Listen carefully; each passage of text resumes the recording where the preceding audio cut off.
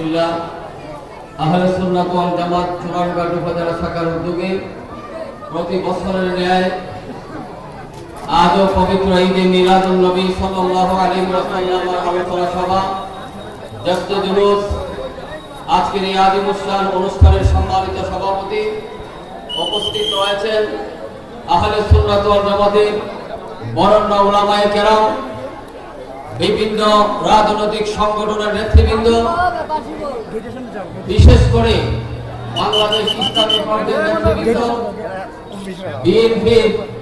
কেন্দ্রীয় দায়িত্বশীল এই চুরানঘাট মাধবপুরের এমপি প্রত্যাশী জনাব অ্যাডভোকেট আমিনুল ইসলাম সাহেব সহকারে সামনে উপস্থিত সুন্নি জনতার একাংশ, আসসালামু আলাইকুম ওয়া রাহমাতুল্লাহি ওয়া বারাকাতুহু। আমরা ঈদে মিলাদুন নবী পালন করি, এটা মীমাংসিত বিষয়, এটা নিয়ে আমাদের আর কোনো বলার কোনো যুক্তি তর্ক করার প্রয়োজন নাই। কারণ আপনারা জানেন বাংলাদেশ নয়, গোটা বিশ্বের মানচিত্রের দিকে তাকালে আমরা দেখি গোটা বিশ্বের বিভিন্ন দেশে, গোটা মুসলিম বিশ্বে ঈদে মিলাদুন নবীর ঘিরে রাষ্ট্রীয় ছুটি সহকারে জশ্নে জুলুস আনন্দ মিছিল হইতে আছে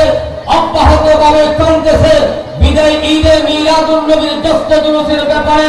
এদেশে নয় বিশ্বে কারো কোনো আপত্তি থাকার কথা নয়। কিন্তু আজকে আমরা দেখেছি, একটি কথা বলতে চাই, বাংলাদেশের গভর্নমেন্ট রাষ্ট্রীয়ভাবে আজকে দিনকে রাষ্ট্রীয় ছুটি ঘোষণা করার পরও বাংলাদেশের রাষ্ট্রীয় প্রতিষ্ঠান ইসলামিক ফাউন্ডেশনের পক্ষ থেকে পক্ষকালীন পবিত্র ঈদে মিলাদুন নবীর অনুষ্ঠান জাতীয় মসজিদ বাইতুল মুকাররমে অনুষ্ঠান করার পরেও আজকে দেখা যাচ্ছে বাংলাদেশের মসজিদে একটি জেলার মধ্যে গর্জে উঠেছে মিলাদুন নবীর মধ্যে মিলাদুন নবীর জশ্ন করা যাবে না। আমরা বলতে চাই,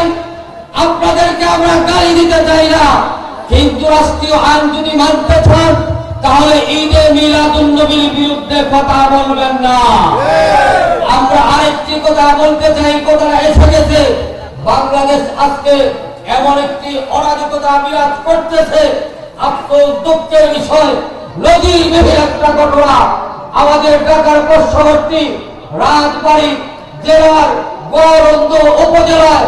একজন ফকির পাগলা মানুষ মৃত্যুবরণ করার পরেও তার কবরকে